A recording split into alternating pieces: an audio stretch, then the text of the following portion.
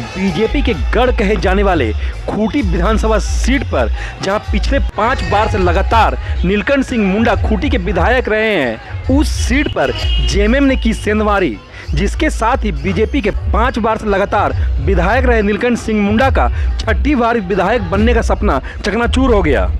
खूंटी विधानसभा seat पर BJP से प्रत्याशी नीलकंठ सिंह मुंडा लगातार 6 बार विधानसभा चुनाव जीतकर सिक्सर लगाने का सपना जेएमएम के प्रत्याशी रामसूर्य मुंडा ने पहले ही बॉल पर बोल्ड कर डाला और खूंटी विधानसभा सीट पर अपनी दावेदारी पक्की कर ली। खूंटी से बीजेपी के पूर्व विधायक नीलकंठ सिंह मुंडा ने जेएमएम के प्रत्याशी रामसूर्य मुंडा को 30,000 मतों से हराने का दावा किया था, पर हुआ इसका बिल्कुल उल्टा। जेएमएम के प्रत्याशी रामसूर्य मुंडा ने ही नीलकंठ सिंह मुंडा को लगभग 40,000 मतों से शिकस्त दे डाली। खूंटी से लगातार 5 बार विधायक रहे नीलकंठ सिंह मुंडा अपने ही गढ़ में एक भी राउंड में जेएमएम के प्रत्याशी रामसूर्य मुंडा से आगे नहीं निकल पाए और देखते ही देखते मतों का अंतर इतना बढ़ गया कि बीजेपी के कार्यकर्ताओं ने मतगणना के बीच में ही अपनी हार मानते हुए बीजेपी के द्वारा लगाए गए टेंट को छोड़कर चलते बने। जबकि इससे उलट खूंटी विधानसभा सीट में गिनती के नतीजा आने से पहले ही जेएमएम के खेमे में उत्साह का लहर चरम पर था।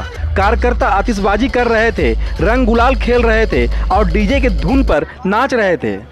खूंटी और तोरपा दोनों सीटों पर बीजेपी का कब्जा था, पर आज मतों की गिनती के बाद दोनों के दोनों सीट बीजेपी के हाथ से फिसलकर जेएमएम के झोली में जा पहुंचे। खूंटी और तोरपा दोनों विधानसभा सीट पर बीजेपी के प्रत्याशियों को लगभग 40,000 से अधिक मतों से हार का सामना करना पड़ा। खूंटी के पूर्व विधायक नीलकंठ सिंह मुंडा पिछले 5 बार से लगातार खूंटी के विधायक रहे हैं। 2.5 दशक के लंबे अंतराल के बाद खूंटी की जनता ने खूंटी के विकास के लिए परिवर्तन को चुना और जेएमएम के नए चेहरे रामसूर्य मुंडा को खूंटी का विधायक चुना। खूंटी विधानसभा सीट से इतने लंबे समय तक विधायक रहने के बाद इतनी बड़ी अंतर से हार को लोग अपनी अलग अलग प्रतिक्रियाएं दे रहे हैं।